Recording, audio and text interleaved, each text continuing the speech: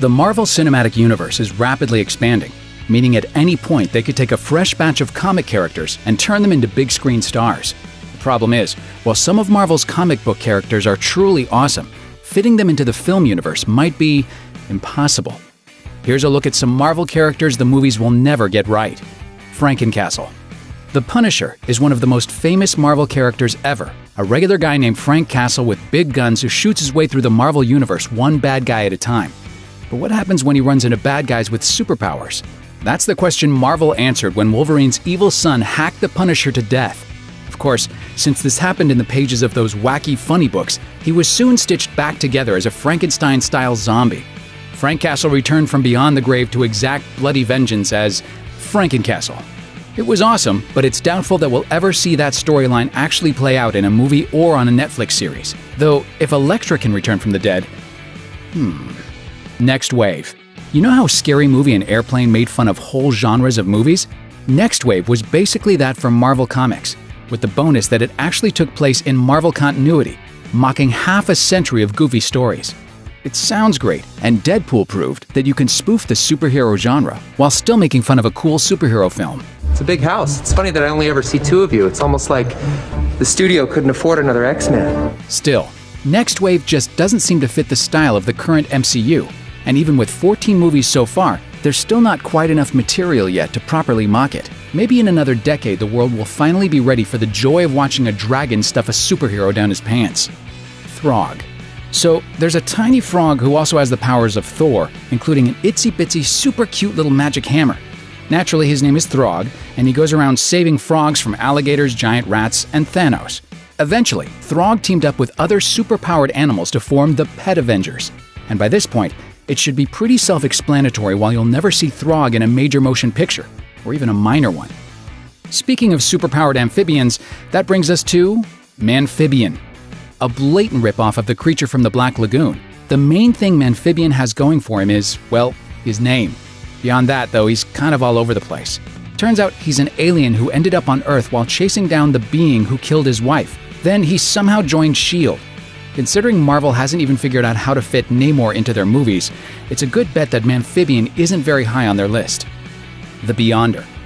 Given that the crossover Battle Royale Secret Wars is one of the most popular and beloved Marvel comics Marvel ever published, it might seem like a no-brainer to introduce the Beyonder to the MCU, an omnipotent and all-powerful being from another reality.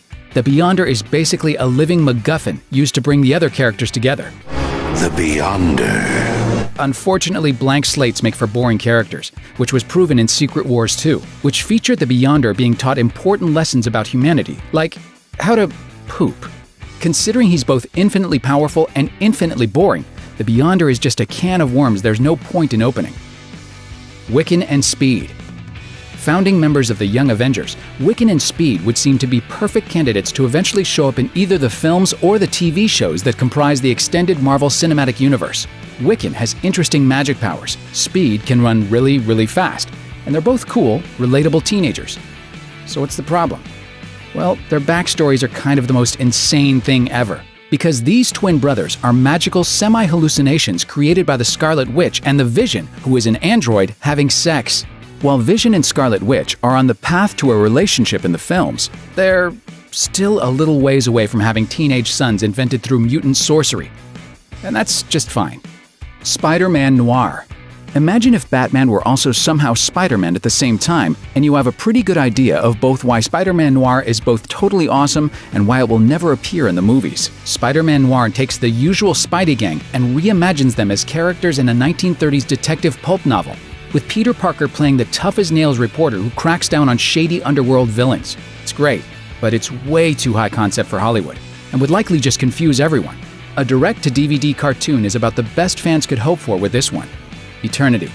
In a sense, you could argue that Eternity has already appeared in every Marvel movie ever made, because Eternity is the living embodiment of reality itself. Therefore, all the other characters and worlds in the MCU exist somewhere inside Eternity's body. Like maybe in his elbow, for instance, or in the spleen. Some of the more psychedelic sequences in Doctor Strange hint at the possibility of an appearance by Eternity, but then again, you might need to be high to see it. You might just be too far out for the regular world to understand, man. Penance. This emo basket case started life as a fun bundle of joy named Speedball. He could shoot bouncy little balls out of his body, and that was kinda it. But during the events of the Civil War comic book storyline, he accidentally contributed to an entire school being destroyed. Reacting with all the emotional maturity of a drunken 14-year-old, he renamed himself Penance and put on battle armor with the spikes on the inside in order to punish himself. There are so many reasons Marvel isn't going to do this, not the least of which is the fact that in the MCU, the explosion that drove the cinematic Civil War created by Penance took place at a Wakandan embassy instead of a school, and nobody named Speedball was anywhere near it. Plus, he just doesn't fit into the Marvel style. Pretty sure Zack Snyder loves this guy, though. Dear Blade. Save Martha! The leader. He was created to be the perfect foil to the Incredible Hulk. While Hulk is a mindless brute with incredible physical strength, the leader is a physical weakling who gained incredible mental powers and super intelligence after also being exposed to gamma radiation. It's a classic supervillain setup. I am the most advanced mind the world has ever seen. I think on a level normal human beings cannot begin to comprehend. One problem, though. They already tried to introduce the leader in 2008's The Incredible Hulk and did a pretty bad job of it. And then the character just vanished.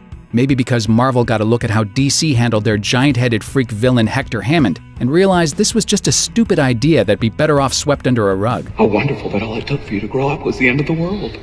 Sorry, leader fans. Now, all of these other characters at least stand a, say, 15 or 20% chance to actually show up in a movie or TV show someday. You probably can't say the same for the last guy on this list. Marcus, the werewolf-centaur symbiote. In case his name didn't make his backstory clear, Marcus is a centaur from ancient Greece who was bitten by a werewolf and then bonded with the same kind of alien symbiote that created venom. His only weakness? Diabetes. There's about 9,000 reasons he would never fit into a Marvel movie, but the simplest reason is, how would you fit all that explanation into a single film? Of course, Marvel did manage to do a movie about a raccoon and a talking tree, so, never say never. Now repeat back what I just said. I am Groot. No! Thanks for watching. Click the grunge icon to subscribe to our YouTube channel. Plus, check out all this cool stuff we know you'll love too.